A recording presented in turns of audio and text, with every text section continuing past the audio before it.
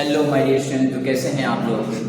मैं आप लोगों को बताने वाला हूँ, एक्सप्लेन करने वाला हूँ किसके बारे में, पाउली एक्सक्लूजन प्रिंसिपल के बारे में, वो भी 2 मिनट के अंदर। देखिए, पाउली एक्सक्लूजन प्रिंसिपल होता क्या है कि no two electron in an atom have all 4 quantum number same. मतलब इन्होंने ये बोला था कि हम जानते हैं कि क्वांटम नंबर 4 होते हैं, N, L, M, S. N क्या होता है? Principal quantum number. एल क्या होता है? Azimuthal quantum number. एम क्या होता है? Spin quantum. एम क्या होता है? Magnetic quantum number. और एस क्या होता है? Spin quantum number. ये 4 क्वांटम नंबर होते हैं। ये चारों क्वांटम नंबर किसी भी एक इलेक्ट्रॉन के लिए, मतलब किसी भी 2 इलेक्ट्रॉन के लिए इक्वल नहीं होते। एक नहीं, 2 इलेक्ट्रॉन के लिए इक्वल नहीं होते। जैसे एग्जांपल, मान लीजिए मैं लिथियम ले रहा हूँ, तो लिथियम का इलेक्ट्रॉनिक कन्फिग्रेशन होता है 1s2 2s1, राइट। अब ये 1s2 को हम लिखना चाहें तो इसमें 2 इलेक्ट्रॉन है, देखिए ऊपर 2, तो यहाँ पे 1 2, यहाँ पे 1 इलेक्ट्रॉन है 1।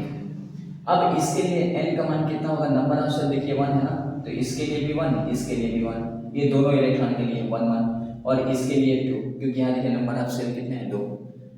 एल एल एल क्या होगा इसका? तो सुनिए, एल का जो मान होता है ना, एल का मान वो डिपेंड, एस के लिए कितना होता है? एल का मान एस के लिए 0 वैल्यू ऑफ एल, और पी के लिए होता है 1, डी के लिए होता है 2, और एफ के लिए होता है 3। ये फिक्स वैल्यू होती है, ये आपको याद करना पड़ता है। एल की वैल्यू एजीमुथल क्वांटम नंबर। तो यहाँ पे ये दोनों एस हैं, तो दोनों के लिए 0 0 0, राइट। अब देखिए एम का मान मैग्नेटिक क्वांटम नंबर।